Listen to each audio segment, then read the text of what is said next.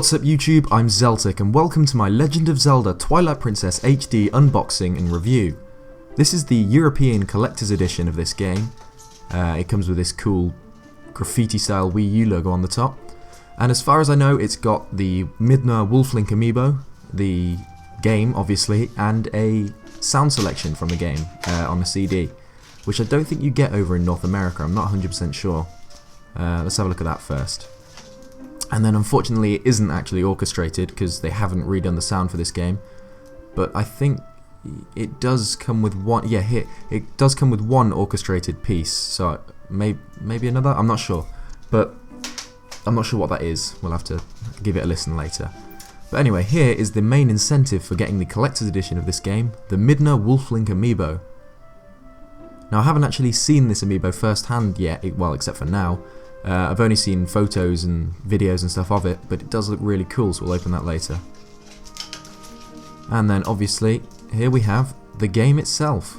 Now I'm really excited to actually play this because, according to most people I've talked to, unlike with Wind Waker HD where the changes were really apparent, you really have to play this one for yourself to see the changes they've made. But for now, let's get into the Midna Wolflink amiibo. Now, unfortunately I've only got a palette knife, which aren't actually sharp, to open this amiibo box, so hopefully I don't f*** it up. I'm not really like an in-the-box amiibo collector, but you know, I like the boxes, I put them on my shelf, so I don't really want to f*** it up if I can help it. Has that done it? Oh no, that has not done it. I'm going to have to try and like dig it in. This is not going well. This is how not to open an amiibo 101.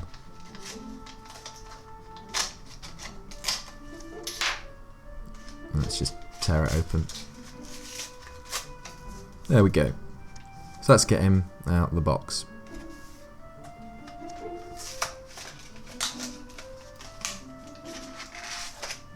There we go.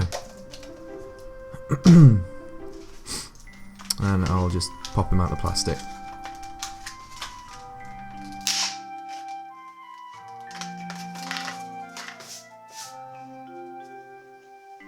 So I've swapped to a much closer up angle here because the other shot really wasn't doing it justice. Like, the detail on this figure for £10 is mind blowing. It's comparable to the Ganondorf amiibo that I unboxed previously, which is really well detailed. Like, look at that fur. It's really nicely sculpted, and the paint job's not terrible either. Hair's quite nice. And I'm not sure if this will show well on camera, but the hand here is actually sort of semi-translucent, which I think is quite a cool touch. And there we go, there's the tail. Again, just more detail. And here, on the base, we have the Hylian crest, which I think is quite a nice touch. Like the Smash amiibo have the Smash logo, so it's quite nice that Zelda have this. And I'll just finish off by doing a nice 360 degree shot of the Wolflink amiibo. Very nice figure. And that does it for my Legend of Zelda Twilight Princess HD Collector's Edition unboxing. Let's get into the review. A quick note, since I got this game at release, this review is out almost a week after launch. Because of this, it's probably better to treat this as my thoughts on TPHD rather than a proper review, since most people looking to buy the game have already got it. Anyway, now I've said before that for a Zelda game, I wasn't completely sold on Twilight Princess. I enjoyed it, but never as much as the others. However, this year with my YouTube channel going, I've played through most of the Zelda games in quite a short period of time. And I can honestly say my opinion on Twilight Princess has changed drastically, partially due to the remaster. Twilight Princess is now one of my favourite games in the series, and my recent playthrough of the HD version has been an absolute joy. Let's get into why. So let's get this out of the way to start with. Twilight Princess HD is freaking beautiful, and I'll be the first to say that upon the initial reveal for the game, I was completely underwhelmed. In fact, when I first saw footage I didn't even know I was looking at the remaster. I thought it was showing the original GameCube title, and it doesn't help that at E3 2011 we saw this. A stunning tech demo of what a Twilight Princess-esque Zelda game could look like on the brand spanking new Wii U, and Zelda fans everywhere wet themselves. Just look at the lighting effects. the destructible terrain, the fine hairs on Armagoma's legs. Actually, don't look at that. Ugh. The point is, Zelda fans wanted a remaster of Twilight Princess to look like this. But it doesn't. It looks good, but not as good as this. Why is this? Is it because Nintendo are lazy and just threw TPHD out in order to make a quick buck before Zelda U finally drops? Well, I'm not saying that Nintendo are opposed to making some easy money, but no, it's not. At the most fundamental level, Twilight Princess HD is not a next generation 1080p 60 frames a second Zelda. It's a GameCube game from 2006. What you buy with this remaster is the best possible version of an already incredible game. Once I got my hands on the game, and especially once I look back at how it looked originally, I can appreciate just how much better this version looks. From subtle touches like lighting effects and reflective surfaces to the more obvious extensive retexturing, Tantalus really put in the effort to make this game look as good as it can. And that water. Just look at it. Ah. But it's not only the graphics that have been improved. The game has been streamlined in certain areas to make it less tedious. Link now climbs ladders and vines faster, which before was painfully slow, but now it looks like he's participating in the Ladder Climbing World Championship, which is actually a thing. I googled it. The more you know. The Tears of Light fetch quests have also been shortened, which means less time searching for those f***ing bugs. Thank God. And yet another large improvement comes with the game simply being on the Wii U. That improvement is called the gamepad. Love or hate the clunky brick of a thing, there's no arguing that Zelda games handle extremely well on it. From nifty gyro controls for aiming the bow and the minimap constantly being open in your lap, to the fast switching of items on the tablet screen, the gamepad really makes the game play a lot more fluidly.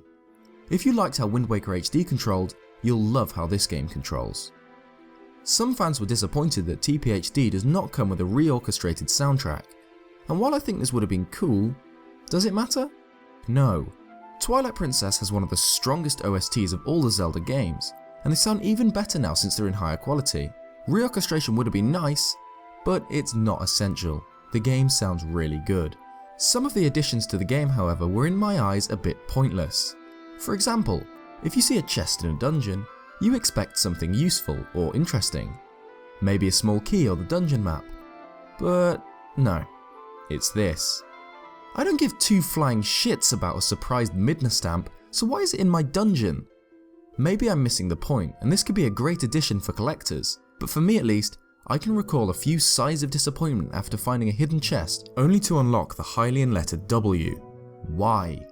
The issues with the original game are still present for the most part, which is understandable since it's still, well, Twilight Princess. There's still nothing to do in Hyrule Field, the bosses are all very easy, and my major beef with the game is still present. See, most Zelda games speed up after the first 3 dungeons, which is very true for Twilight Princess. However, before you get the Master Sword, the game is so slow.